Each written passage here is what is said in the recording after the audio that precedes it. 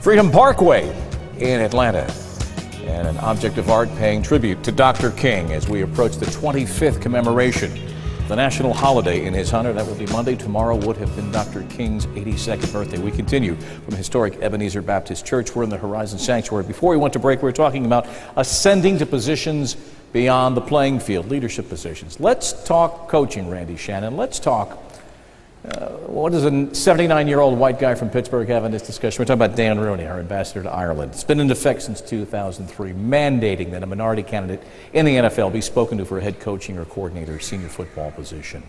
How has it changed the world around you and the other black coaches you talk to? Has it worked, and what do they say? I think sometimes it has worked when you look at Pittsburgh Steelers and what they've done with Rooney, you know, being the guy who's implemented it.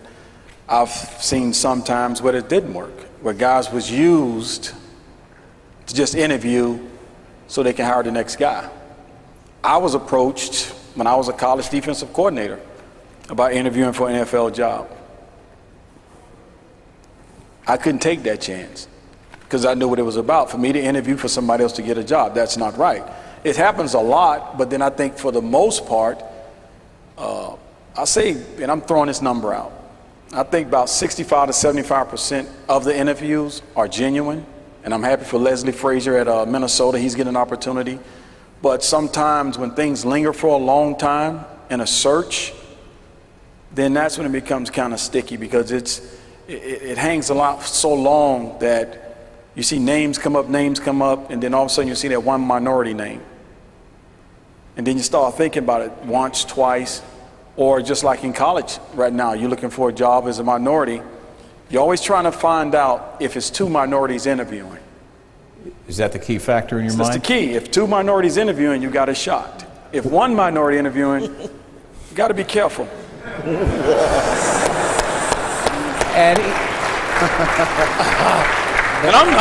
That's just how it is, and I'm just. How do you tell when you're in the room, even beyond that this is just pro forma? Is there a way to tell even then? Oh, you can tell. Hour and 30-minute interview compared to a 5-hour interview. It's real quick and tell you have no shot. You might as well pack it up, go home, and say I don't have an opportunity at that position. If I've had, I can't use names because I'm happy that some of the guys that have jobs now that are minorities, I'm proud of. I'm really thrilled. I'm happy as can be. One of the guys doing a great job that I've been knowing for years. About for 1 year, he interviewed for 8 jobs. He was the only minority. Never got a job. 8 jobs in 1 season and never got a job. 10 years later, he got that opportunity. I was happy for him, but that 10 years ago, after that 8 times he interviewed that 1 year, he never had another interview for 9 years.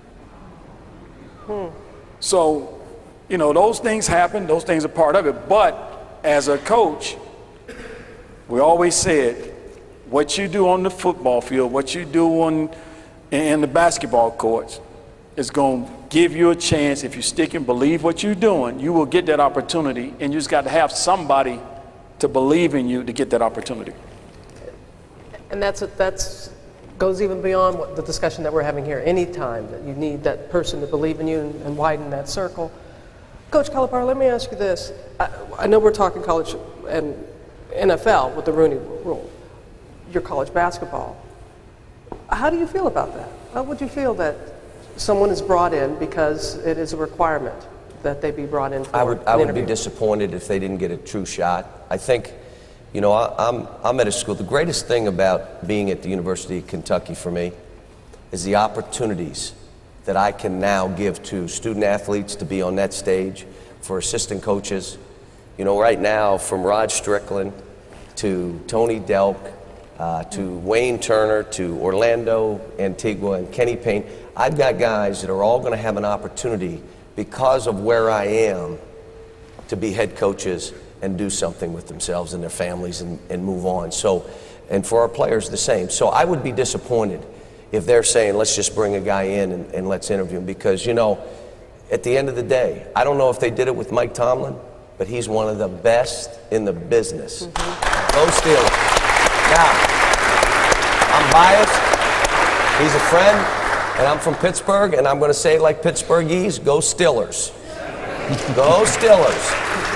And Callie, and Mike has done a great job because the Rooney gave him that opportunity. Right. And that's what I mean by being sincere about it. They were sincere by giving Mike Tomlin that opportunity to interview, giving the interview the way he deserves.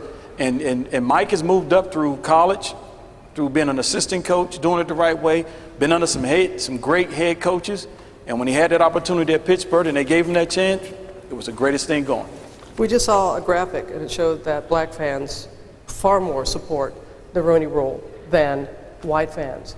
And You mean race is a factor?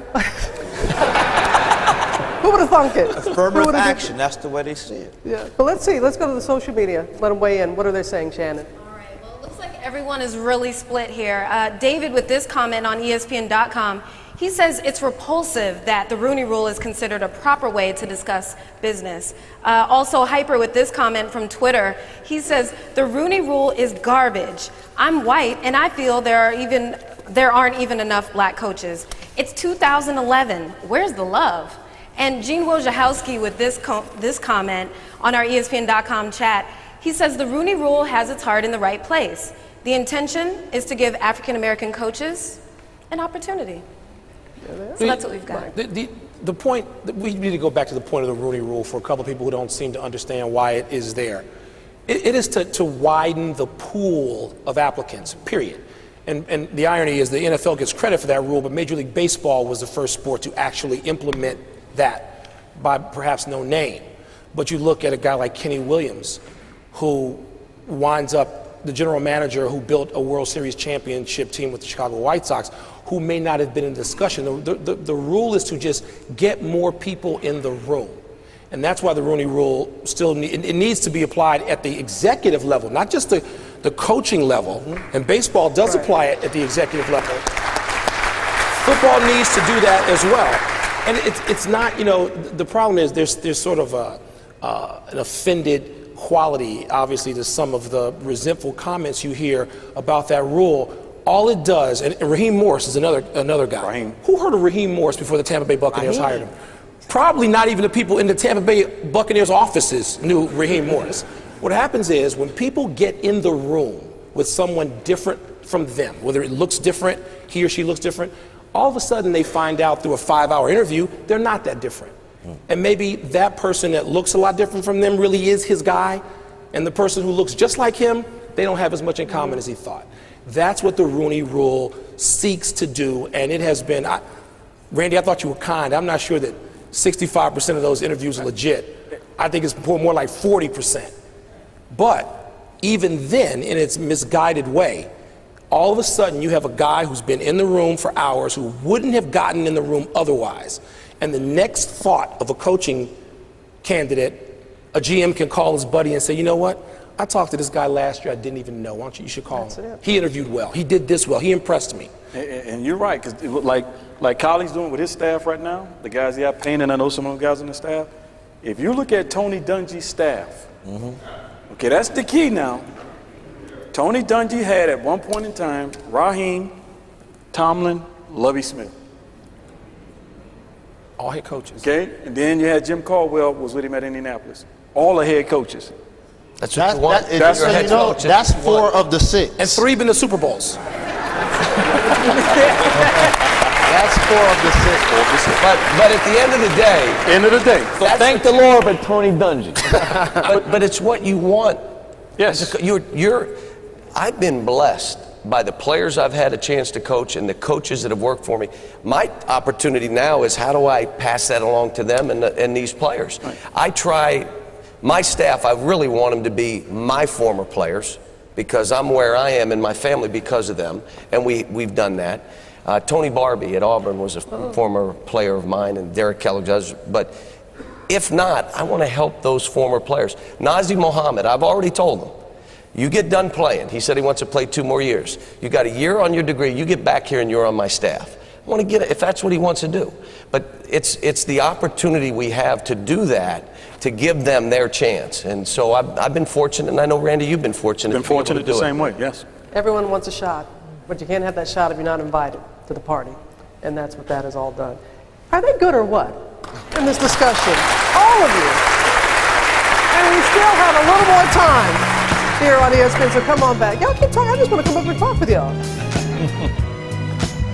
Peace.